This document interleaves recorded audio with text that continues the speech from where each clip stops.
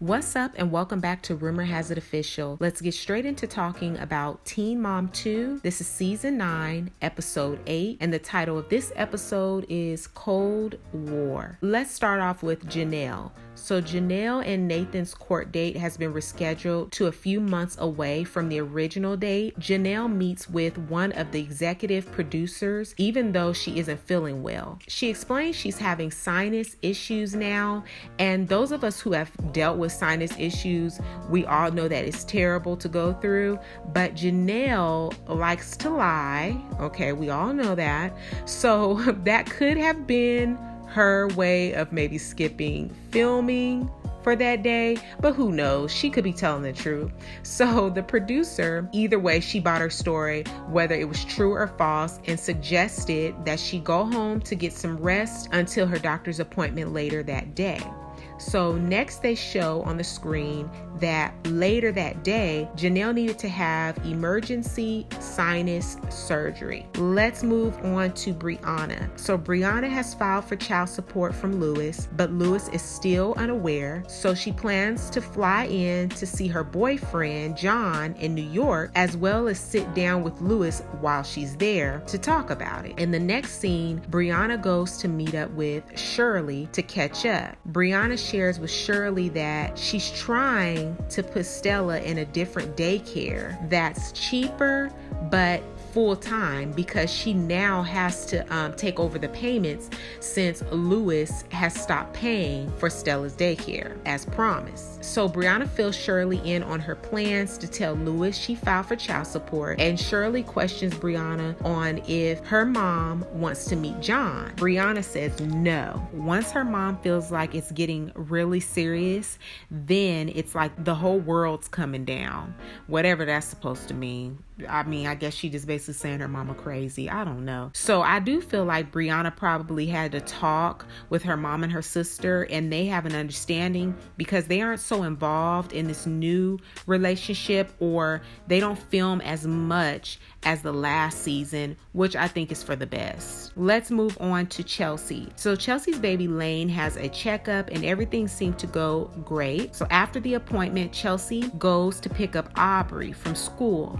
According to the custody agreement that she has with Adam and his family can come see Aubree at her school lunches. Adam is supposed to show up that same day, and Chelsea is hoping that Aubree won't be disappointed if he doesn't show up. On the way, Chelsea calls her producer and tells her that Aubree was told by her father's parent that Adam would be showing up alone to visit her at lunch. So Chelsea doesn't feel like it's a good thing for them to get her hopes up when Adam never follows through. Let's move on to Kaylin. So Kaylin talks with her producer about meeting with her attorney. Kaylin says that worst case scenario is that Joe thinks she's going to pay him $2,300 a month in child support. Kaylin adds that $2,300 is more than her mortgage and her car payment. Joe wants back pay as well since January. So the next steps are that they'll go to mediation, and then in 4 to 6 weeks from there, they'll go to trial. So Kaylin says that she has no intention on having a discussion with Joe, and Kaylin also doesn't want an apology from Joe. Let's move on to Leah. Jeremy is home from work and was supposed to pick up Addie, but then he said that he was too sick. So Leah says that he keeps letting her daughter down and she's really frustrated about it. In the next scene, Leah goes to meet with her sister and fills her in on everything. She tells her that Addie had a meltdown and that Jeremy is in town but didn't come to get Addie as promised because he was sick. She adds that she wants Addie to have a father in her life because she didn't have that growing up. She says all around, he has the potential to be a great dad, so she doesn't want him affecting Addie with abandonment issues. Let's go back to Briana. So Briana flies into New York and John picks her up at the airport. He knows she plans to meet with Lewis as well, and she says that he's being very supportive. Briana tells John all she really wants from Louis is to just be there for Stella. Let's go back to Chelsea. So Chelsea is on her way to pick up Aubree from school and is anxious to find out if Adam made it to lunch or if he didn't show up, just like he did at the visitation center. When Aubree gets in the car, Chelsea wastes no time to try to find out if Adam showed up. And Aubree says, no, he never came. Chelsea tells Aubree that she's sorry that happened to her and she's very annoyed about it. Chelsea questions Aubree, saying, does it make you feel bad that he didn't come? And Aubree replies no, because that's what she was expecting. Chelsea proceeds to call Cole to inform him that Adam didn't show. I feel like certain things they should discuss privately without Aubree present. She's still a child and needs to be protected at the end of the day from hearing certain things. Quit talking about him. Keep that at a minimum. Let her as a child view her father and see things for herself as she gets older and kind of put them into perspective, because she's still very young. I just would want to protect my baby. She's just such a sweet and bright young little girl. I would want to protect her as much as I can. So let's go back to Leah. So Jeremy says he's feeling better and is going to pick up Addie from school. Plus she'll get to spend the night. Addie loves her dad and she looks up to him, you can tell. So while in the car, they talk about Addie's likes and dislikes with food, and Jeremy says that this summer he'll be working closer so she can come see him. And in my head, I'm thinking, her come see you or you come see her, because you are the father. So like, it's your responsibility. You're the one that's not present, like actively present. So you should be breaking your neck to see your child so that she doesn't feel abandoned by you and grow up to resent you. Let's go back to Kaylin. So it's Joe's week with Isaac, and Isaac has basketball evaluations. It's Kaylin's first time seeing Joe since he filed for child support, and she says that she's not looking forward to it. When she walks in, she only greets Isaac and she just totally dismisses Joe. And Kaylin, she has this mean mug on her face, just this mean mug going on. And at the end of the day, they have to speak at some point, I feel like, and talk things through. Kids can feel that tension and see the difference, especially if they were cool before and now you just go to not speaking to them. Then kids can notice that difference. Kaylin still has some growing up to do, in my opinion. She needs to learn how to communicate and express herself without all of the anger and cursing people out attached to it. Like, it's just time to grow up. That's just my opinion. You got 3 kids. You're going to have to deal with Joe till about 18, 19. I mean, for the rest of your life, really. You can't just throw him away. He's an active father. You guys share 50-50 custody. So he's going to be a part of your life. So why continue to carry this? While I understand you might feel you have a right to be upset, still, you're going to have to communicate. That's all I'm saying. Let's go back to Chelsea. So Chelsea is still annoyed that Adam's mom got Aubree's hopes up at lunch. They're picking Aubree up for their monthly overnight visit, but Adam is not allowed to see Aubree while she's there. When Aubree leaves, Chelsea and Cole discuss the situation once again. They also share a sweet moment. Aubree wrote Cole a note that said, "To Dad," and includes a fortune cookie, like the little note that comes with the fortune cookies, that said, "You'll touch the hearts of many." It was something along the lines of that, and I just thought it was so sweet, and you could tell that really made Cole happy. He was very happy with that. Let's go back to Briana. So John drops Briana off to meet Louis, and as soon as Louis gets there, he says, "How's Stella? Did she get better?" Like, shouldn't he already know the answer to that? Like, this is so pathetic. Your child was in the hospital and had an emergency surgery, and it's bad enough that you weren't even there.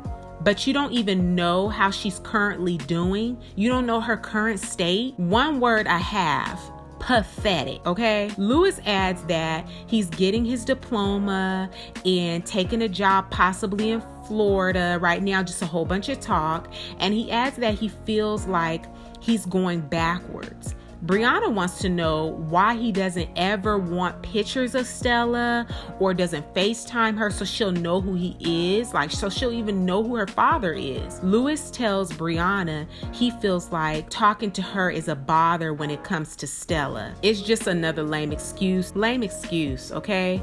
Briana tells Louis there's a lot more he could be doing and he's not. He slacked off on paying the bills for Stella's daycare, and because of that, she had to file. And Louis seems unbothered, in my opinion, and tells Briana that that's fine and he doesn't blame her for it. Louis adds that he knows he hasn't been there, but he can only show her that he'll be better with communication and being there for Stella. The thing that really gets my blood boiling is the fact that he put up such a fight and a fuss when she wanted to give Stella up for adoption. Like he was going to be such an active role in his daughter's life, and he's not even involved one bit. So Stella doesn't even know who he is. You can tell when he came to her first birthday party, that baby did not know who he was, and I'm surprised she didn't start screaming and crying because she doesn't know him. So I just feel like that's why it's so important to take your time and get to know people. Briana slept with this man on the first night. She knows nothing about him,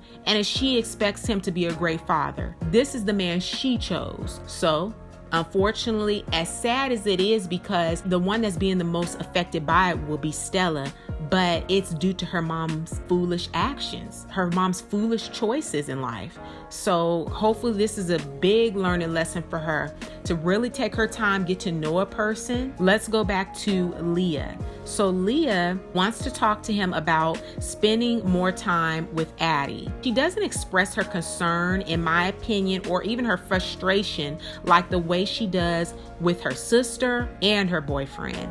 She and Jeremy decide/agree that he'll get Addie every weekend when he's in town. I don't think that that's gonna stick though. I really don't, but we'll see. Let's go back to Kaylin. Over at V and Jo's house, V talks with their producer about her reaching out to Kaylin. She texts Kaylin and still hasn't gotten a response back. So V says that they've gotten so far to the point where they all agreed on how important it is to communicate. So when this happened, why didn't communication take place? V adds that she was upset with Jo for filing for child support, and because they aren't communicating, Isaac will eventually see the tension and it will begin to affect him. And I agree. If they're so close, I don't understand why she wouldn't just talk to him. It makes me think, like, is she keeping the drama rolling for camera time? Is she dragging it out to make it a part of her storyline this season?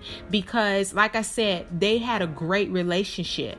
So if someone blindsides you and does something that you were not expecting and you're cool with them, wouldn't you call them up and say, what's up with this? Why? Let's talk about this. She texted him and just started cursing him out. You know, it's like she's not trying to give him an opportunity to express why he did what he did. So it just makes me think, is this for her storyline? Is this a part of her storyline? Is that why she's dragging it out? She doesn't want to talk to him or bring peace or bring resolution to the situation. Let's go back to Briana. So back at the hotel, Briana fills John in on how her meeting with Louis went. While talking, Briana's mother calls and wants details on her convo with Louis. Briana is keeping how much detail she goes into at like a minimum because her boyfriend is listening, the phone is on speaker, and her mom starts doing what she does best, and that's rant, like go off. So Briana, in a way, is somewhat kind of cutting her mom off. So she even shifts the conversation by telling her mom she wants to FaceTime her kids. So when Briana gets off the phone call with her mom, she's saying her mom is crazy and a weirdo. She wants to know from John when he's going to tell his parents about her. And he responds, when are you going to tell your mom about me? I think John is completely fine with taking things slow. I mean, extremely slow when it comes to meeting Briana's mom. He's probably pulled up some old episodes and is like, I'm not meeting her crazy mom and sister. So Briana seems to be ashamed by calling her mom a weirdo, etc. I do feel like he's not in a rush to meet them kids. And he sure ain't in a rush to meet her mama, because he even said something on the lines of, when he meet her, he's going to bring pepper spray. So, ain't nobody really trying to, that's probably why she can't keep no man too, because in the past, her mama and her sister is just too involved in her relationship. Her mama and sister are running her boyfriends off. That's what I think. Even the baby's daddies, they try to get far away as possible. And it ends up affecting the kids because they don't get to see their fathers. Let's go back to Chelsea. So Chelsea and Cole wait on Aubree's arrival, and they talk about how Aubree feels once again. I think they need balance on how much they address this situation. Everything with her father, it's everything with Adam, what they're doing to Aubree. I feel like they need to bring something else to the table for their storyline. But I guess this is their main storyline for this season as well. Everything is so repetitive. Nothing else is going on. Can we talk about some businesses you're starting? Let's talk about some other stuff. But we're just focusing on too much of the negative. I understand they need a little bit of that drama in the show, but let's see some good positive stuff too. Let's see what else you do besides Teen Mom. Can we see that? Let's move on to Leah. So Leah's house is still a mess from the flood, and they're staying the weekend over Leah's boyfriend's house. Leah and her boyfriend discussed briefly the convo that she had with Jeremy, and her boyfriend says that Addie is at an age where she'll start to resent Jeremy knowing he's in town and not making the effort to spend time with her. Leah said that she didn't want to yell at Jeremy or be mad at him, but simply express her concerns to him. Let's go back to Kaylin. So Becky comes over and Kaylin updates her on everything. She tells her that V reached out. Becky encourages her to talk to Jo and says that at some point that will need to happen. Kaylin won't let up and feels that Jo did it out of spite. She adds that she offered to pay him back for the child support that he's paid. Back pay and child support for 2 years, Kaylin says she'd be paying him about $60,000. Becky says that she thinks Kaylin still needs to have a conversation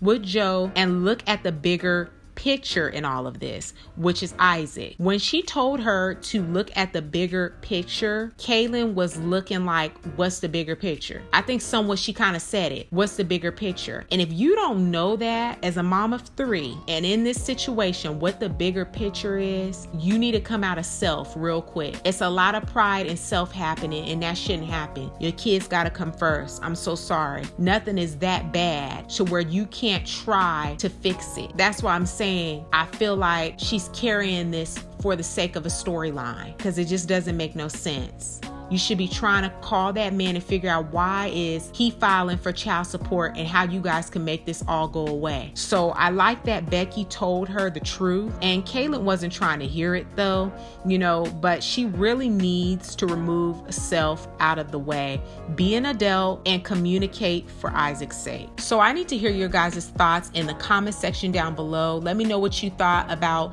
Teen Mom 2. This is season 9, episode 8. Again, the title of this episode is Cold War. Give this video a big thumbs up. Share this video with a friend who also loves watching Teen Mom 2. Don't forget to subscribe and hit that bell so you'll be notified on the next time I make an upload. And I will see you guys in the next video. Peace.